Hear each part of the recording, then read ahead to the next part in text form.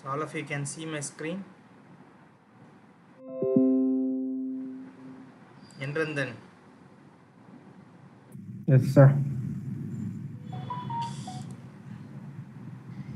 So basically we have finished our unit 3, okay, and we are going for unit 4 now, okay. So here in this unit we will be studying about organizational structures and their impact in software development, as well as how to plan, manage, process and report the tests, okay. So first we will be starting with organization structures, okay. So there's something called single product company and multi-product company. Single product means it focuses on only one product at a time, like they have only one project, and some companies will have multiple projects at a single point of time, okay. So software companies, so over the years there are small software companies and very large corporates also at the two spectrums, okay. So you have different strategies for each and every type of organization. So why does an organization need a structure? Okay, almost every organization, like if you take our university, it has a structure. Our department, it has a structure, right? So structure in the sense a hierarchy. Okay, so in our department, you have the HOD, you have the staffs, sorry, class in charges, staffs, then you have all the students. Okay, under a class in charge, you'll have a student. So this is one hierarchy. So if you take the university, it will be the registrar, VC, the registrar, and then it will be all the deans and then HODs. Okay, then after that we have the class in charge. Finally, you have students. So this is one structure. So why do we have a structure? For ease of communication. Okay, so any structure or organization will have a tree-like organization. So at the top, you got to call it as a pyramid structure. As you keep going on the towards the top, uh, there will be minimum there. That is what is it? The minimum number of people be on the top, and you'll have many people at the bottom layer. So that's what's called as a pyramid structure. Okay. So like 10,000 people join. It's not possible to promote all 10,000 people. Only a certain amount will be promoted to the next level, and you go at the top. There will be only one person called as the CEO. So this is a tree or pyramid type of structure where the work can be easily divided. So in data structure, you might have studied something called as a divide and conquer structure. So categorizing your work structure as a tree structure will enable you to do the same. Okay. So there are many organizational structures. Um, they have certain the advantage and disadvantage. Here we are broadly classifying into two ones. One is structure that is normally used for small project. So in a small project, you'll have only one manager, as you can see here. Then you have a bunch of programmers and testers. It's a very simple one. So the person who is in charge of the project is called as the development project manager or project manager, you can call him. And then you have a bunch of programmers and a bunch of testers. So sometimes the programmers will be the testers also. That is for very small projects. But normally you can have both as the same. Now the advantage of using such a type of project is that the person who is proposing or who is owning the project or who has promised to do the project have great control over the project activities. So what is going over there, he will be having great control. There is a less possibility of a communication gap between the different members. So once you have too many levels, then the communication gap increases. Like for instance, if I want to tell something to VC, I have to go to the dean, then the register, and then the communication has to reach the vice chancellor. So if your letter has to go, you have to again follow the same hierarchy, which will take more time. Okay, so by the time the communication reaches there, it may alter or it may be postponed. There are a lot of things that are happening. Also in meetings, okay, it is not good for deciding the deadlines. Okay, uh, whenever we give a deadline, when in this type of hierarchy, if you are giving a deadline like this Friday it has to finish, means since there are few number of people and there is a good communication, everyone knows their work, and since everything is visible, the testing team, because it's a very small team and a small office, you can see what everyone is doing and you can easily decide the deadlines, when this will work and when this will not work. Teamwork will be more efficient, that is the less number of layers, the better efficient the process will become. But there is a disadvantage of having minimal layers that we'll see later. Okay, the disadvantages of such a thing is that there is no testing manager. So the development team, or the person who's asking the people to develop, is the one who is testing, so they will have only a narrow vision, not a broad vision. Okay, and there is also another possibility that testing will be less important to the project. Okay, or it can be considered late in the project. Another thing is that for small organizations, if they are doing a small project, it happens that the development team won't finish within the prescribed deadline, so they will be extending, and hence the testing of the product will be greatly reduced. So that is one disadvantage of having a small organizational structure. On the contrary, this is the most commonly used structure if you go to any software companies and all those things. So a project manager, who is called as a test manager or a test lead, will be in charge of a group of testers. So they will divide their work accordingly to the testing team. And for development, you will have a development manager. Okay, so in the previous one you saw that the development manager was in charge of testers and programmers. Here if you see what happens, development manager will be in charge only of programmers and not the testing. For testing you have a separate test manager or test lead and a group of testers, so both are distinctly divided. So development doesn't come in the way of testing. Okay, suppose the previous module you saw both were intertwined, now both are different. So you have a project manager overseeing the whole operation. So if there is a deadline given to the development manager, it won't correspond with this test manager. So this is, as I told, most common organization structures. The testers are reporting to the test manager, whereas the developers will correspondingly update their development manager. Okay, so both these managers have a upper manager called as the project manager. So the advantages of this structure, unlike the previous structure, here there are different managers both for testing and development. Okay, hence both of them can focus on their work, so there will be minimum distraction that comes along with managing.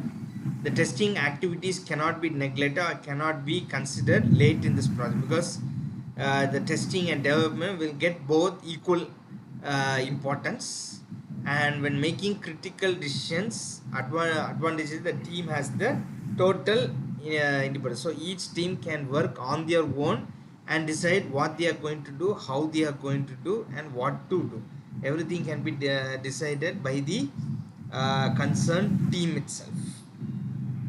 Okay, so this is one advantage of using this particular technique.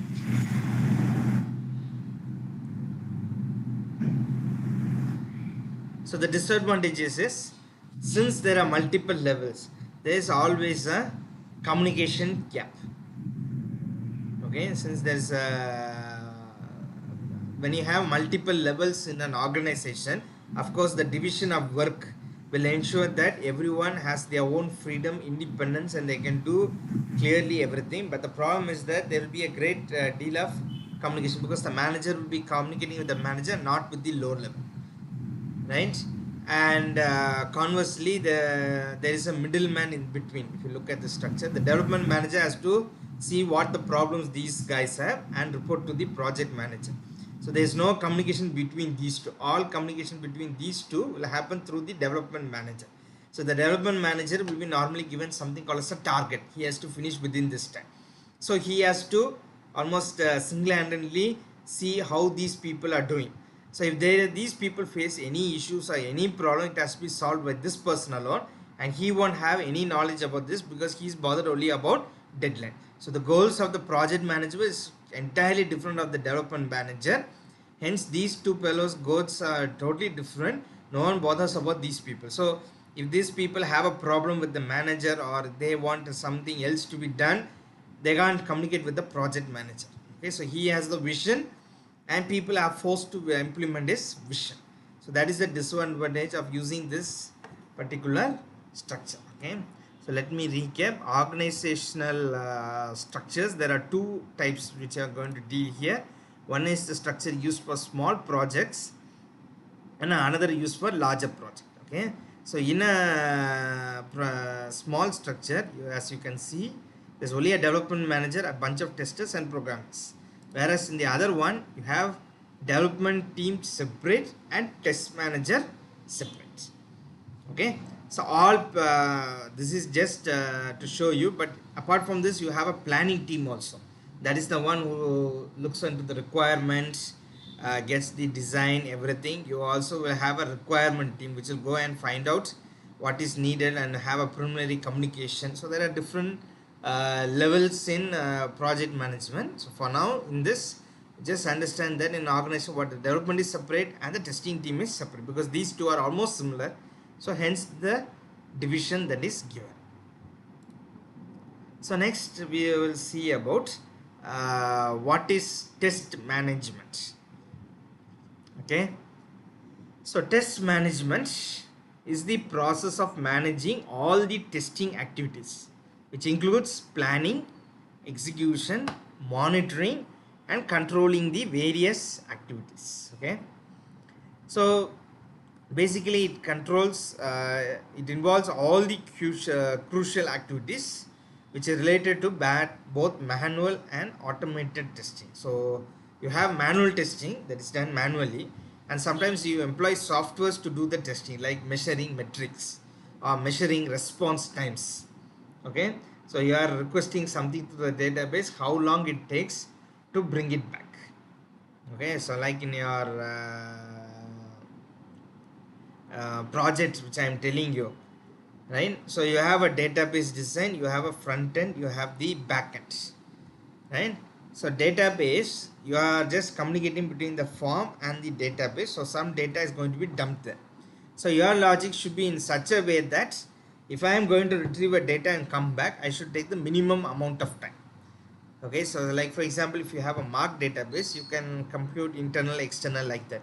So for internal you have one table, external one table, total bill. So that means what you have to get data from what, if I want to know the total or grade of one particular student, I have to take the data from one table, then I have to take the data from another table, compute those and put in another table and then compute the grade, which will be a little tedious task. But if I am able to put a logic in such that everything is in one table, like instead of putting all this as separate tables, I am just putting as internal comma external comma total. So the first two entries before the comma and after the comma I'll add and put it as a third value. So using a string operation I can easily find out what is there in this particular form and go off. So that is what is called as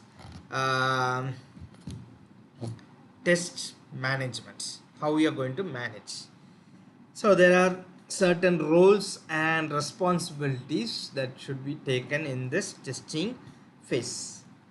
The first one is strategic management. Okay, it is used to strategize the whole testing process by defining goals, initiatives, okay, or analyzing the competitive environment, identifying benchmarks, etc. Okay, so this is called strategic management.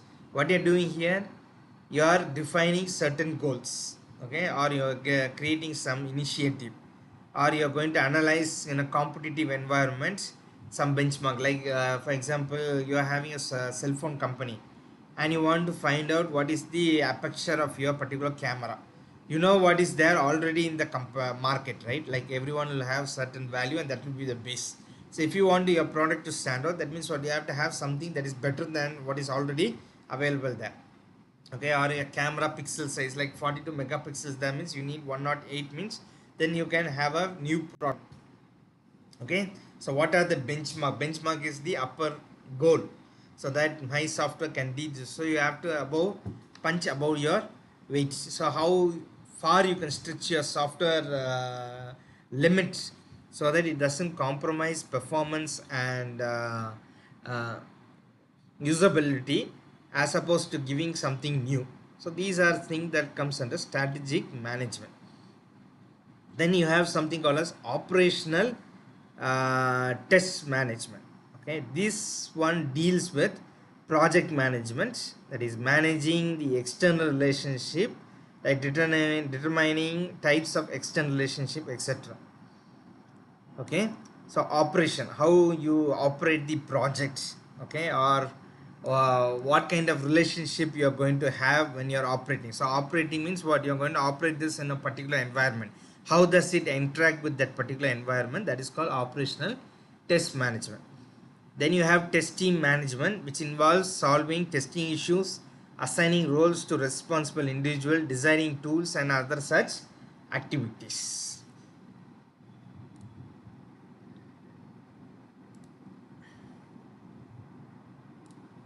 So the reasons why we need this particular test management is that to improve the software quality, okay, by setting up well-defined outlines, what you need and what you don't need.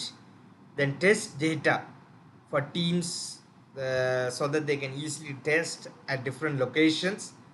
Managing the software complexity. So complexity is something that involves in software. So if your software is a little bit complex, that means what, the execution time will gradually reduce. Then it reduces coding and designing errors, ensures effective and efficient usage of test resources, helps complete projects with deadlines. Okay, so all these things can be done in your projects. So the reasons for testing, okay, so first one is, as we saw, test organization. Okay, testing reason. So an organization, you can have independent testing, okay, and you have to assign the task for the test leader and test. So what kind of task you are going to do, so that's why you need a reason why you're going to do. Then test plan and estimation. Okay, so you're planning a test, okay, you're looking at the various approaches, okay, what is the entry criteria and what is the exit criteria. Okay, so these are the things that you have to see under test planning and estimation. Okay, then we look into test progress monitoring and control.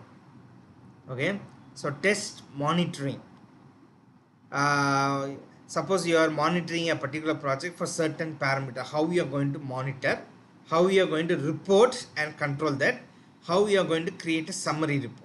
So these three things will come along with it. Then you test it for risk and testing. So risk probability, how probable is a particular risk in your system.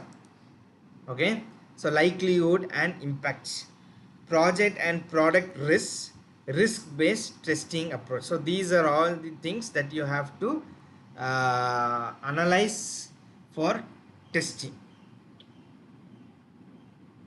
And finally you have configuration management and incident management. So these are the things that you normally test. Okay, so these are the reasons for testing, and these are the methodologies that are implemented for testing. So as you can see, improves the software quality. The second one, it's easy to assign data for the testing teams based on their location. Thirdly, managing software by increasing component attributes, reduces coding and designing errors, ensures effective and efficient usage of test resources, helps complete projects within deadlines. Okay, so these are the reasons for the test. Okay, independent testing, task of the test leader and tester. This is for test organization. Then test planning and estimation. Then you have test progress monitoring and control, risk and testing. And finally you have configuration and incident management. So these are the best practices of test management. You start the test management activities very early. So what you are going to do, everything you first itself put it. Then the process of software testing should be iterative. That is, it should come one after the other. Testers should reuse whatever test artifacts so that it improves the efficiency of design. Same methods or artifacts which they used earlier, the same method should be used to quantify for the entire project. Like you're testing a metric like time, that means the same metric has to be used for the entire project. Then utilize requirement based on testing, automate to save time, and coordinate and integrate with the development team. These are some of the things that you have to do in order to have a good practice in test management. There are a couple of test management tools that are available. One such thing is called as a Q test. Then you have a QA complete test, practicality test, and Melirot test lab. These are some of the softwares that that are available as part of test management tools. Okay, so the remainder of the topics we will see in the next class.